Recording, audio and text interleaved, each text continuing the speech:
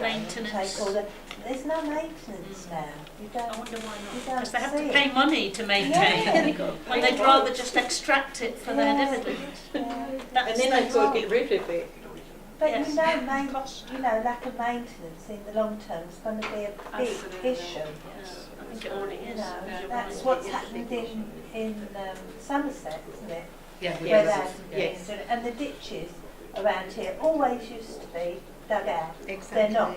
Yeah, No. always used to have the man go Yeah. around on his back, digging, Yeah. you see him down in the Yeah. ditch, Yeah. digging it out, Yeah. making It's sure, not happening. you know, you don't see that And anymore. each year, the local taxes go up, but what are we getting for it? That's what, Yes. you know, and I'm sure it's the same, you know, the country over. Yes. Well, not only does water come out of the sky, it's also a basic right to access to it. Yeah, So them having a monopoly on it, yeah, we really need to make sure that that is working fairly. And yeah. at the moment, if It they're more is. interested in profit than people, then they're not going to get that balance is not right. No, that's right. Yeah, and I mean, I think what Maria said about people not knowing this, and you pay your water bill, they pay their water bills, and it might not be the biggest of bills. Everybody knows about electricity and gas that you can actually shop around, but nobody really. I don't think people really think this through. That there's this such a monopoly.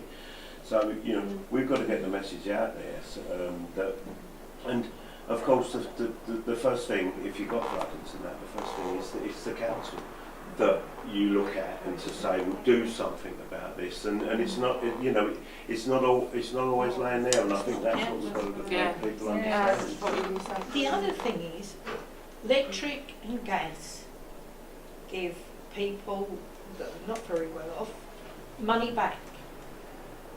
The water companies don't. That's right.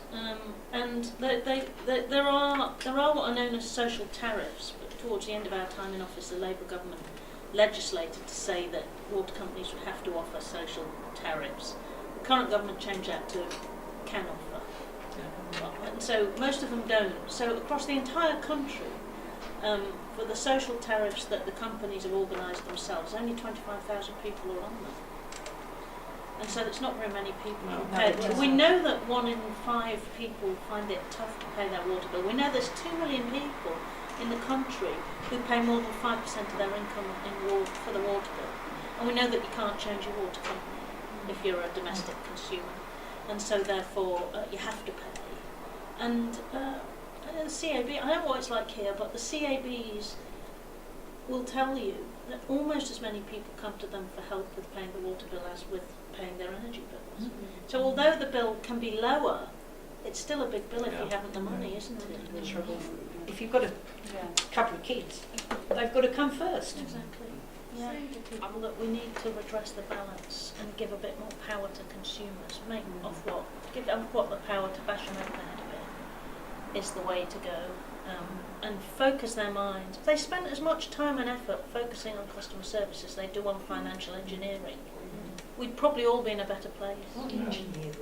Financial. Maria Eagle, a good session here in South Ockenden. What did you get out of this session?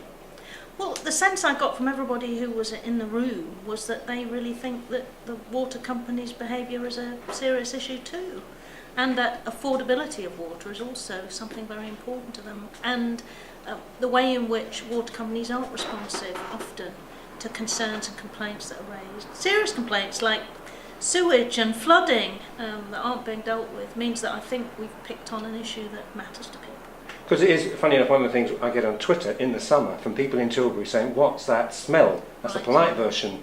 But they feel quite disempowered, don't they? How can they become, if there's such a word, empowered? Well, these companies are very remote and often owned abroad in tax havens, and their policies focused on maximising dividend payments rather than making sure that customer service is where it ought to be. And so I think that the policies that we're looking at implementing, if we win the election, which are to enable Ofwat to have a much more say in the licences, change the licences more easily, to focus the mind of these companies on customer service, to establish a countrywide national affordability scheme so that people finding it hard to pay their bills can get some support is I think, a very positive way forward. Because I was surprised when you said that Citizens Advice Bureau, complaints or questions about the water bills is high up there in their list, isn't it?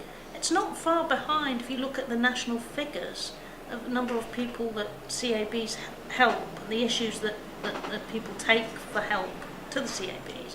It's not far behind paying energy bills, isn't paying water bills.